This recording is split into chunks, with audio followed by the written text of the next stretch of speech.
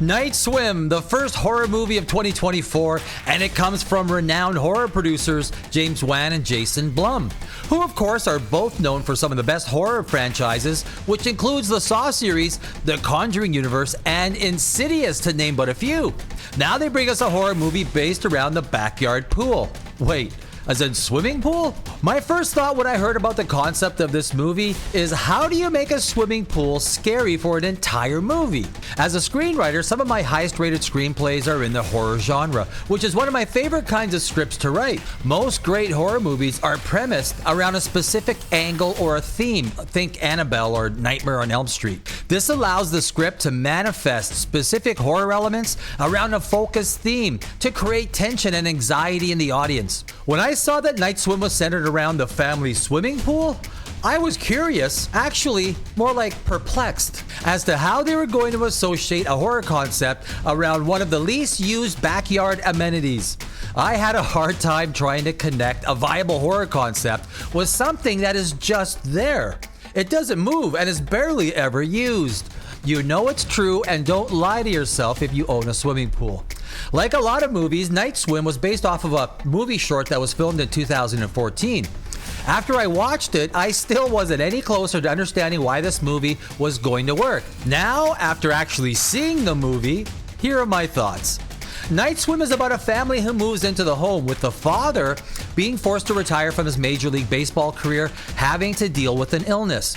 Without giving away too much, and I'm sure you can probably surmise on your own, the backyard pool has a history.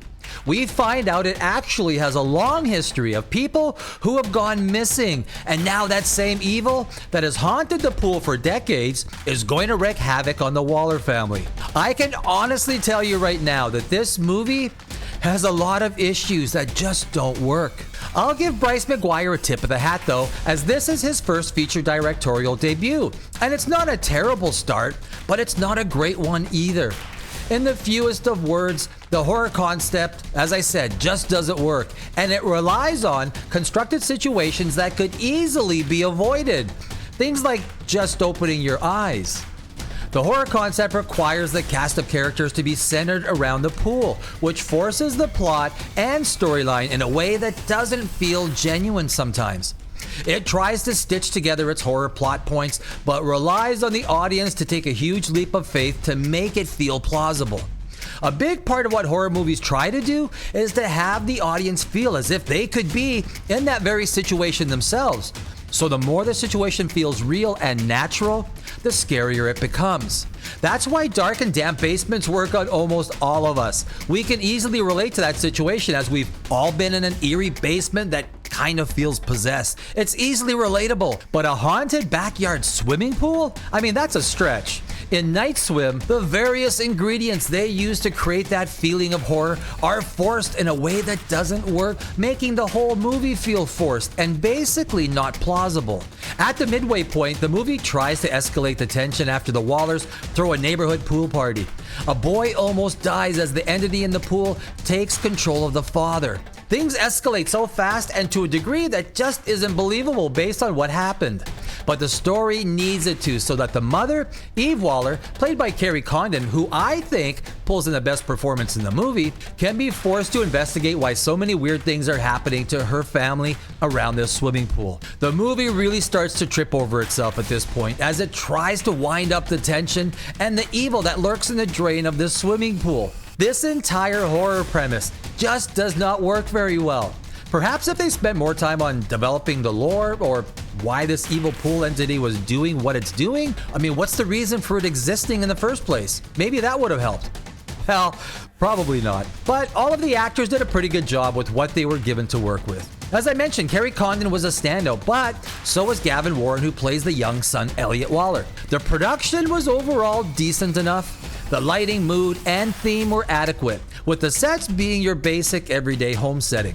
There was nothing extravagant or out there that the set design team had to do, but you never really got that feeling of being in a horror movie or a place that is actually possessed, where the characters are all in danger from an evil entity that was out to possess or kill them. We can all relate to living in a haunted or possessed house to some degree because we can't get away from it.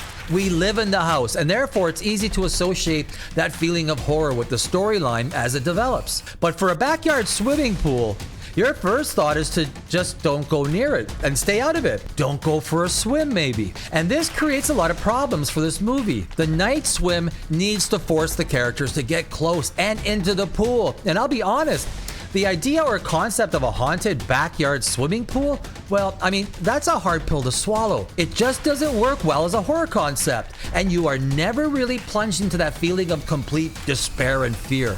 There's nothing easy about writing a screenplay and then filming 90 minutes of visuals to tell a story that is going to create that feeling of believable horror.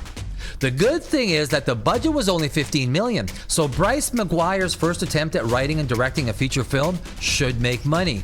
But then again, when you have huge names like James Wan and Jason Blum on as producers, it's going to get attention no matter what, and the studio will most likely get behind it. On a scale of 1 to 10, I'm giving Night Swim a score of 5. I thank you for watching, and I will see you in our next video.